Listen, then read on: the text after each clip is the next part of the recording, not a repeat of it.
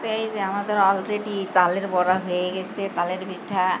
তো এই যে ভালো খুব একটা হয় নাই, যাই হোক। তো এই যে খাবে সবাই, বাটি বাটি করে নিয়ে নিছে, ঠিক আছে। তো এই যে আমাদের তালের বড়ার রেসিপি। ভালো হয়েছে না খারাপ হয়েছে বলবেন সবাই, ঠিক আছে। আসলে আমাদের এই ইয়ের ভিতরে রাখছি আরও।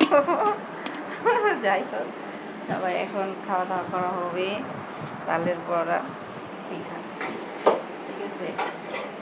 বলছিলাম যে সব রেসিপি দিয়ে দিব তালের, তো দিয়ে দিলাম। এখন এই যে আমার ছেলেটা বেবি বিড়ালটা নিয়ে দুষ্টামি করতেছে, ঠিক আছে। তো আজ এই পর্যন্তই, ভালো থাকবেন, সুস্থ থাকবেন, আল্লাহ হাফেজ।